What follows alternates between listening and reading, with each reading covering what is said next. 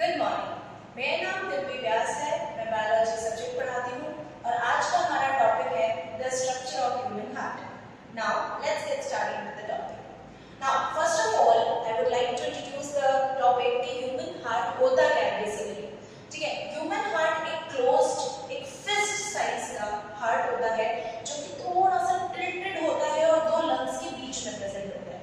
Correct. अब ये इसी के साथ हम आगे बढ़ते हैं। ये समझते हैं कि ह्यूमंस के अंदर सर्कुलेटरी सिस्टम कैसा होता है। जो सर्कुलेटरी सिस्टम होता है उसमें होता क्या बेसिकली, ब्लड रन करता है हमारी वेन्स और आर्टरीज जो कि ऑक्सीजनेटेड और डीऑक्सीजनेटेड ब्लड के साथ में डील करता है। और हमारे ह्यूमन बॉडीज के अंदर जो सर्कुलेटरी सिस्टम होता है वो closed type of circulatory system होता है। अब हमें ये समझने की जरूरत है कि क्लोज्ड टाइप होता क्या है।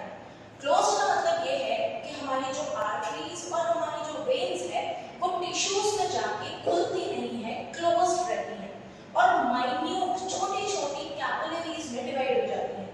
और उसके बाद हमारा जो ब्लड है वो आर्टरीज से होते हुए कैपिलरीज टिश्यू से इंटरेक्ट करके वापस वेन्स के थ्रू हार्ट में आ जाता है।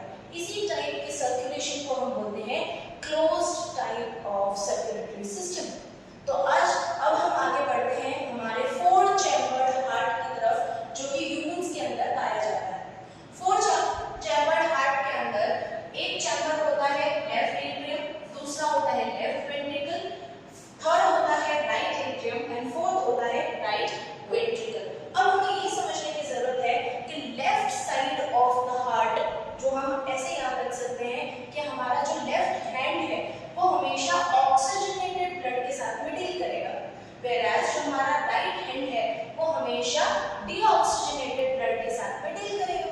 तो इसी तरीके से हमको ये चीज हमेशा याद रहेगी कि left side of the heart always deals with oxygenated blood, whereas the right side of the heart always deals with the deoxygenated blood। तो यही चीज को याद रखते हुए हम स्टार्ट करते हैं लेफ्ट एट्रियम से जो कि लेफ्ट साइड में प्रेजेंट होता है।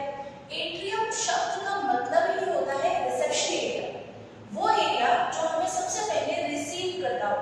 हम बहुत सारे इंस्टीट्यूट्स में जाते हैं, हम होटल्स में जाते हैं, रिजॉर्ट्स में जाते हैं, सबसे पहले हम कहाँ एंटर होते हैं, उनके रिसेप्शन एरिया में। तो वैसे ही हार्ट के अंदर सबसे पहले ब्लड को रिसीव कौन करता है, लेफ्ट एट्रियम।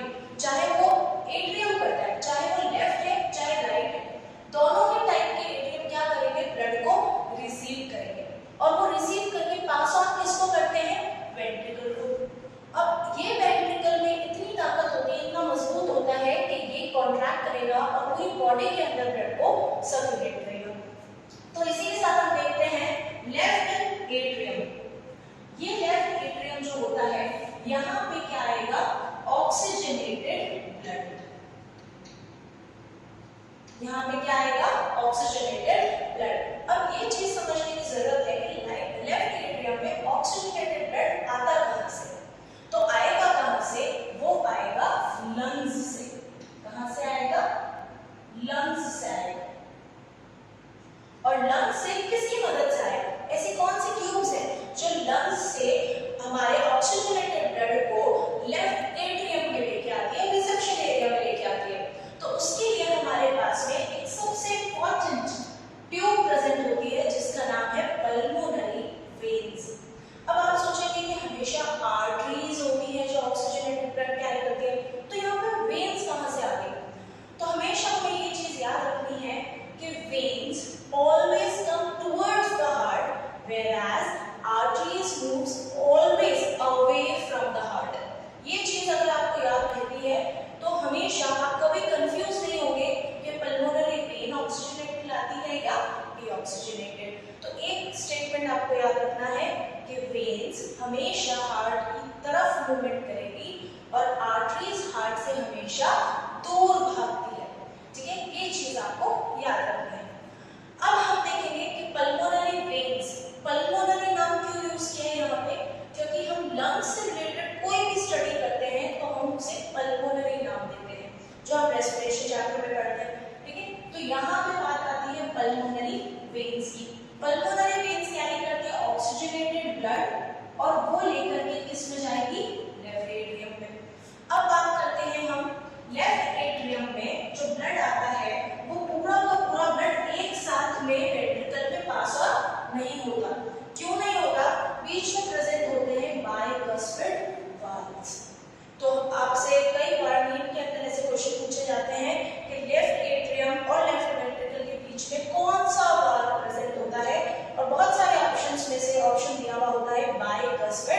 वाल्व। तो आपको ये समझने की जरूरत है कि लेफ्ट वेंट्रिकल और लेफ्ट एट्रियम के बीच में प्रेजेंट होता है बाइकस्पिड वाल्व। इसका काम ये होता है कि बैकवर्ड फ्लो ऑफ ब्लड को नहीं होने देगा। जो ब्लड एक बार एट्रियम से वेंट्रिकल में गया तो वापस वो पीछे की तरफ मूवमेंट ना करे, बैकवर्ड फ्लो ना हो, इसीलिए उसको रोकने के लिए हमारे पास कुछ दरवाजे हैं, ठीक है, जिनको हमने क्या नाम दिया है, बाइकस्पिड वाल्व्स। अब हम बात करते हैं लेफ्ट वेंट्रिकल की।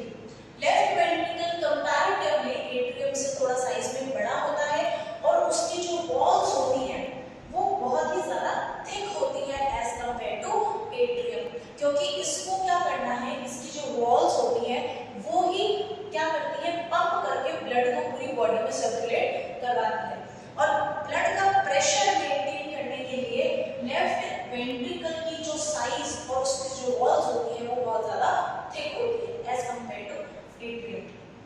फिर हम बात करते हैं कॉर्डेली। दीज आर द कॉर्डेज, ये एक्सटेंडेड होते हैं from left atrium to left ventricle. Simultaneously ये राइट एट्रियम से राइट वेंट्रिकल की तरफ भी मूवमेंट करते हैं। ये कुछ ऐसे फाइबर्स हैं जो वाल्व को मेंटेन करते हैं, उनकी मूवमेंट को मेंटेन करते हैं और ब्लड को गाइड करते हैं कि उन्हें कैसे कहाँ पे फ्लो करना है। तो हम बात करेंगे यहाँ पे ऑक्सीजनेटेड ब्लड किसके थ्रू आया, पल्मोनरी वेन्स के थ्रू ब्लड आया सबसे पहले लेफ्ट एट्रियम में, लेफ्ट एट्रियम से वो गया लेफ्ट वेंट्रिकल में। लेफ्ट वेंट्रिकल क्या करेगा, उसे पंप करेगा और पंप करने के बाद उसे कहाँ भेज देगा, अरोटा के अंदर। अरोटा की जो वॉल्स होती है, again these walls are very thicker than the veins. Vein से भी ज्यादा थिक होती है किसकी वॉल्स, अरोटा की वॉल्स, क्योंकि इसे ब्लड का बहुत सारा, क्योंकि आपकी पूरी बॉडी में उसको क्या करना है, सर्कुलेट, तो इसीलिए जो प्रेशर होता है उसको मेंटेन करने के लिए इसकी जो वॉल्स होगी वो बहुत ज्यादा थिक होगी। अरोटा जो है वो दो तरीकों से आगे फर्दर डिवाइड हो जाती है। हम उसे बोल सकते हैं डॉर्सल अरोटा, डॉर्सल जो कि आपके लोअर बॉडी पार्ट्स में मूवमेंट करती है, एंड सुपीरियर अरोटा जो कि आपके अपर बॉडी पार्ट में मूवमेंट करती है और ऑक्सीजनेटेड ब्लड को कैरी करके पूरी बॉडी में लेके जाती है।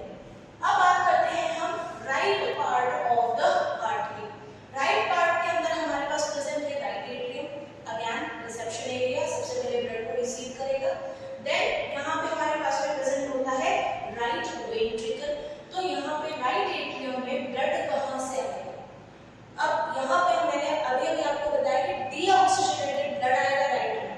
तो डीऑक्सीजनेटेड ब्लड कहाँ से आता है, डीऑक्सीजनेटेड ब्लड आता है हमारी बॉडी से, ठीक है। तो हमारे जो बॉडी के पार्ट्स होते हैं वहां से डीऑक्सीजनेटेड ब्लड कहाँ आएगा, वापस हार्ट के अंदर। तो डीऑक्सीजनेटेड ब्लड आता है सुपीरियर वेना कावा की मदद से और इंफीरियर वेना कावा की मदद से। इंफीरियर वेना कावा जो होती है वो हमारे लोअर बॉडी पार्ट से डीऑक्सीजनेटेड ब्लड लेके आएगी, और जो हमारी सुपीरियर वेना कावा होती है वो अपर बॉडी पार्ट से डीऑक्सीजनेटेड ब्लड को लेकर के सबसे पहले वो कहाँ पे खाली करेगी, उसे राइट एट्रियम में।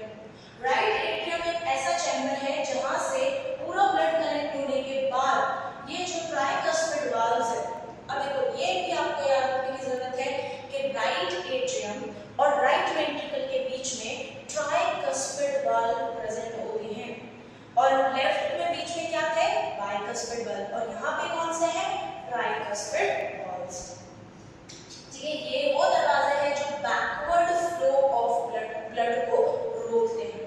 यहाँ पे ये राइट एट्रियम से ब्लड कहाँ पे जाएगा, राइट वेंट्रिकल में। राइट वेंट्रिकल उसको पंप किसमें कर देगा, फिर से उसको पंप करेगा वो पल्मोनरी आर्टरीज के अंदर। पल्मोनरी